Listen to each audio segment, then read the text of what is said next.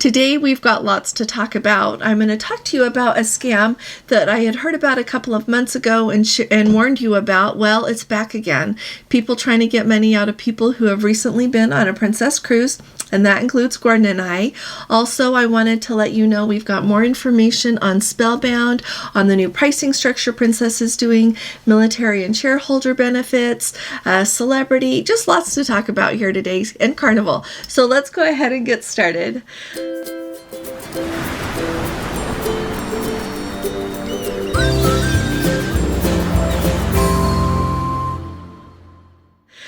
Hi there, this is Allison with Let's Go Travel Tips. Today is Friday already. It's October 20th of 2023. And if you will please subscribe to our channel, we would sure appreciate your support. We also appreciate it if you give our videos a thumbs up, because that really helps us as well. So I look forward to seeing you here every day and to seeing your comments. Now let's start off with that scam. So I had mentioned let's start back at the beginning. A few months ago, a couple of Let's Go family members let me know that they had received mail telling them that they had a balance due from a previous cruise, and that the people that sent it had their booking number and knew that they were on a certain cruise. So that, was a few months ago. Of course, the people luckily did not pay the money, and I am worried about that there were people who did pay because they didn't know it was a scam.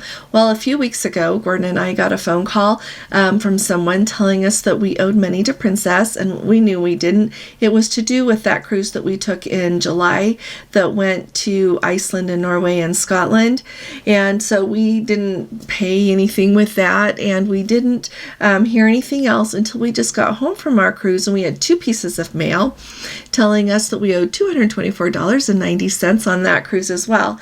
I know we don't, because first of all, I'll tell you the whole thing. So first of all, our cruise was paid in full when we went. When you get on a ship, if there are any pending charges or anything at all in question, they have you come down to customer service before the ship even goes, okay?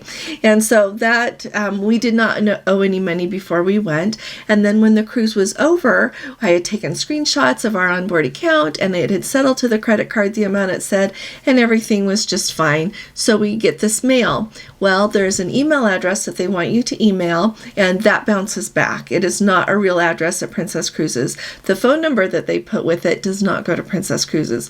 So I just called Princess Cruises today and asked them if we owed that money, and they said, no, you don't owe that money. So clearly someone is trying to get money from people. Over on the Caribbean Princess Facebook page, someone else put in a comment that they had also received this information.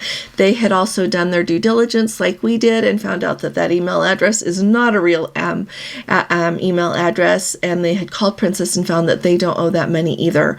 So on the page here that Gordon's putting up the copy of, it wants you to mail the payment to that address. And so if you get one of these in the mail, don't do that. Don't mail money anywhere. That's not how Princess does it anyway. And the same with any other cruise line. This could happen with any other cruise line, and maybe it is. I'm just not aware of it. Okay. And so be really careful with who you give money to, who you talk to on the phone. Princess isn't going to call you and tell you that you owe money. Neither are any of the other cruise lines. That, like I said, that's not the way they do it. And so, just be extra careful. I wanted to let you know that this is clearly going around. Whoever does it has our booking number. Now, we do have a YouTube channel. People know when we go on a cruise. They know the day we go. They know where we go. They know the ship we're on, but they don't know our booking number. We never put our booking number out there. And so, I don't know how people are getting that, but, there's lots of ways they could do that. I was talking to Gordon about it last night. They could intercept an email on either end, just anything like that, or, so anyway, be really careful what you do and be aware that this scam is going on, okay? I've got another quick note for you. And I'm also having Gordon put up the video. So the video that I had first told you all about this scam going on, is going to follow. He'll put it so that you can click on it and watch it if you want, because it has all the information. What happened to the people before was a little bit different than the notice that we received in the mail, but it is copied right on a Princess letterhead. But you can tell it's a Xerox copy, right? Because Princess, for one thing, they've got that blue. They use the blue in their logo. logo, and they aren't going to just Xerox that off and send it to you. If they're going to send you some official mail, it's going to be on the real letterhead. But I still would not send anybody any money without calling Princess first, talking to them about it. And I still wouldn't mail them a check. Okay, so just be really cautious what you do.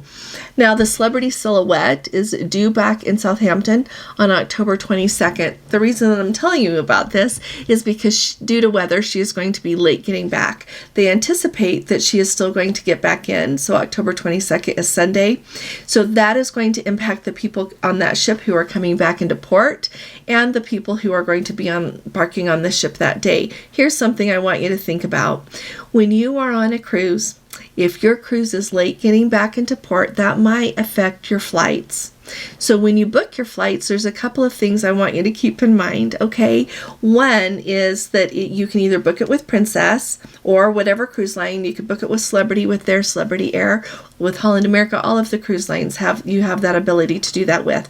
But keep in mind that if you're late getting back in, they usually do, I should say, help you get your flight rescheduled. So, for example, if the ship's going to be late getting back in and your flight is supposed to leave at 3 in the afternoon and there's no way you're going to make it, they should reschedule you on flights to be able to make it so that, you can catch the later flight.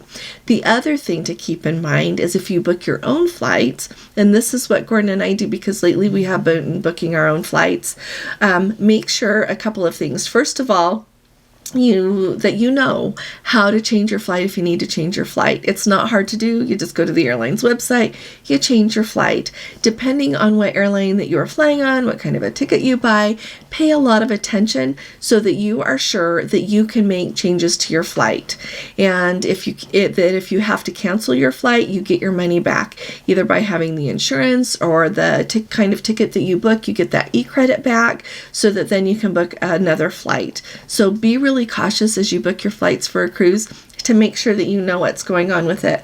And it is really, truly very rare that it happens that a ship is late back like this, but every once in a while it does happen and it impacts those people. So the people who will be getting on the ship will they'll get on later in the day and it won't be a problem, right? So that part is not hard. You just need to know what's going on. But on the other hand, if you're late getting back, just make sure that you know how you're going to manage your tickets if anything comes up like that. All right. The next thing I want to make sure we talk about here is the military and shareholder benefit, you guys. So a while ago, months ago, Princess announced, and I want to say, when was that? Earlier this summer, Princess announced that they were going to make it so that if you were eligible for that military onboard credit, and I'll have Gordon link that video as well, and the shareholder benefit, because there's a lot of people that don't know about these. On Princess, if you are an active duty military personnel or if you are a veteran, you are eligible for extra onboard credit for every cruise that you go on. Usually, always, they have a form on their website, and you don't even have to fill out a paper anymore. You go to it and then you enter your information and it verifies you that quickly, and then the onboard credit is added to your booking. Once you do it the first time, it's supposed to pick it up every time after that. They had a few glitches about that earlier this year, so make sure that your onboard credit is showing up. But anyway, so that's one thing. Your shareholder onboard credit, if you own 100 shares of Carnival Corporation stock, for every cruise you take, you submit that stock, your brokerage statement that shows you own that 100 shares, and you get onboard credit from that as well. For the longest time, if someone owned the stock and was a veteran, they could get both perks on their cruise. Earlier this summer, Princess said no more. You can have one or the other, and they even said so if you're cruising with your spouse or whoever you're with, the other person in your cabin, if one of you has the military benefit and the other one owns the stock, you can have both for the cabin, right? And so they're switching it back. If you're sailing by yourself and you are eligible for that military and the shareholder, you can have them both. If you're sailing with someone else and they don't have the military or the stock, you can have them both. So I think that's a wonderful move forward. I know a lot of people were not very happy about that, so I think it's wonderful that Princess made the choice to make the change. Another quick update here on the Island Princess. We were just on the Island Princess. They have had a really rough start to their cruise that everyone embarked on October 18th, the day we disembarked. So they were late. They were not able to leave until yesterday. at noon. They missed Hamburg on their itinerary. They were going to go there first due to weather, and they are now missing Aarhus. It's Aarhus there. They are also missing that port. They do get to go to a port in the Netherlands that is spelled Ijmuiden. I don't know how to pronounce that. And so that is nice that they have been able to add that port on, and hopefully the waves will smooth out a little bit and they will be able to hit the other ports on their itinerary. Thought I would bring you up to date on that. Along with that thing of changing ports, here's the other thing that I thought about with that. When we were just on our cruise on the Island Princess, I know I mentioned to you that we missed Stavanger. Well, when you book a cruise, when you book your excursions through Princess or through any cruise line, and you miss a port, for weather, for whatever reason, then they automatically refund you for those excursions. You don't have to even go ask for it. They just refund that money to your onboard account. And if you don't spend it on anything else, you get it as a check at the end of your cruise. Like, they'll mail it to you. They don't give you the check on board.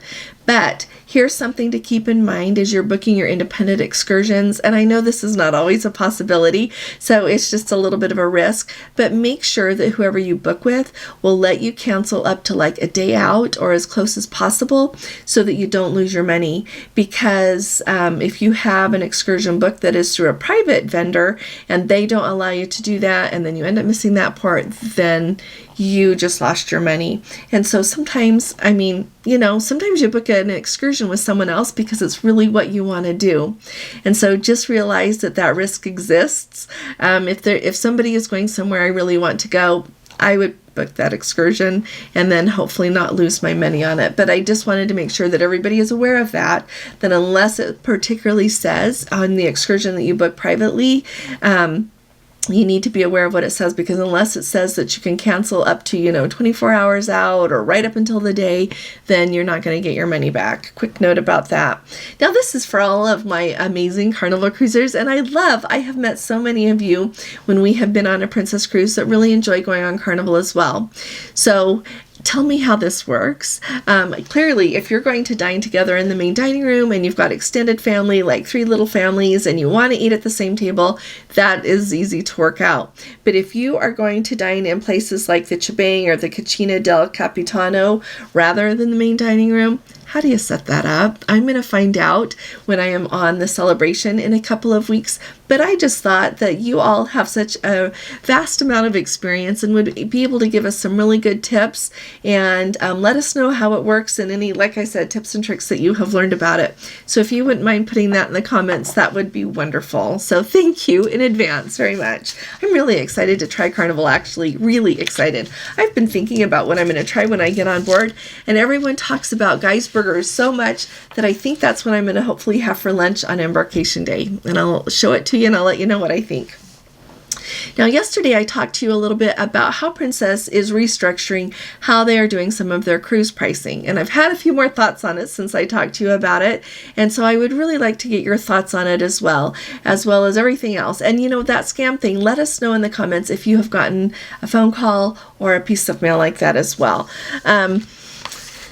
So with the announcement that Princess made that they are going to make it the best pricing to people who book early on a cruise rather than the best pricing for people who wait to the last minute and pick up those drop and go rates, I thought it was really interesting that the announcement that Princess made about that was not on the Princess website.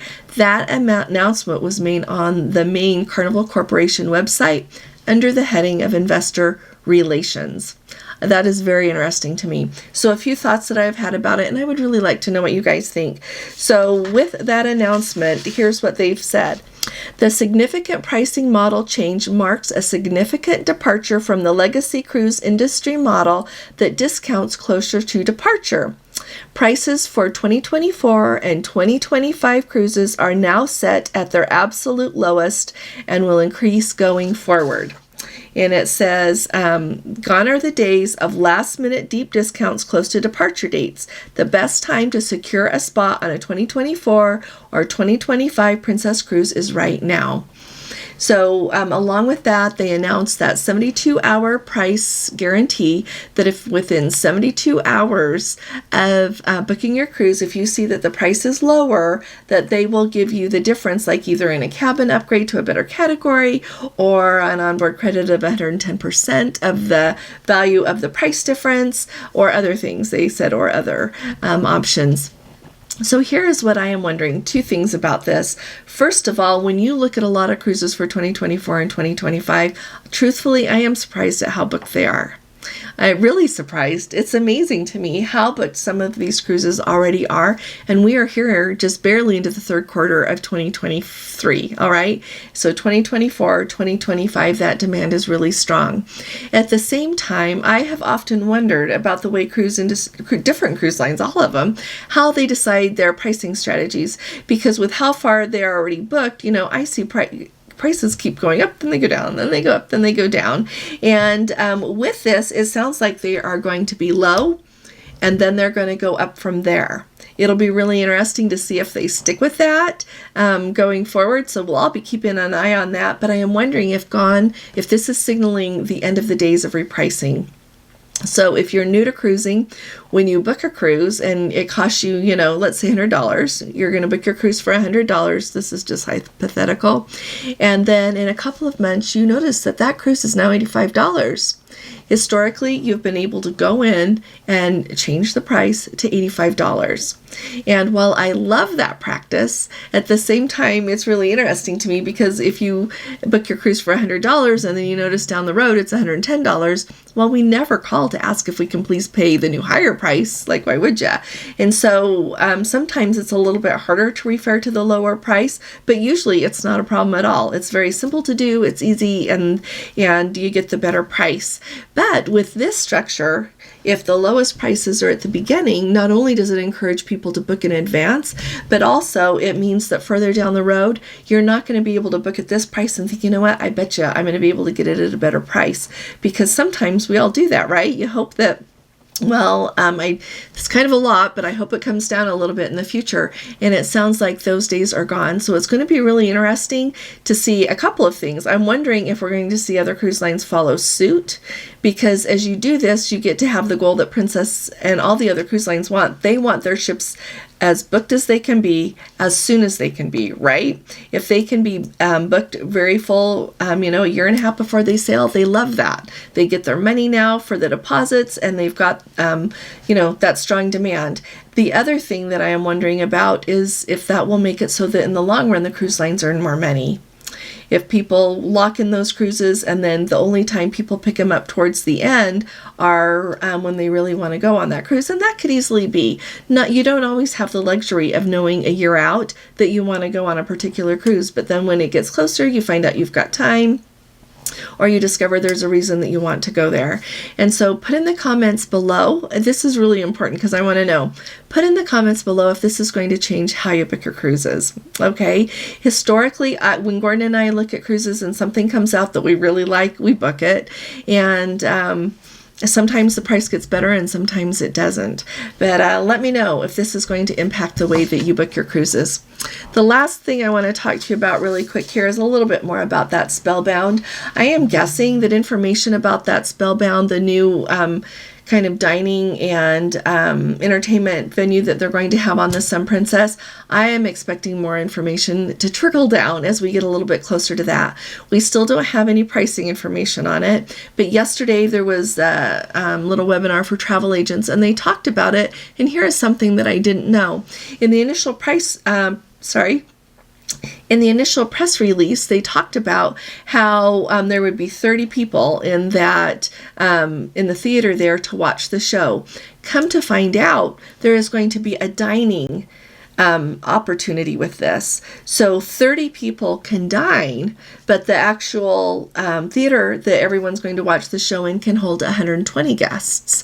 And they also have said that they plan to run it multiple times an evening. So not just once an evening, they'll run it more than once. So I think it'll be really interesting to see how much that dining costs.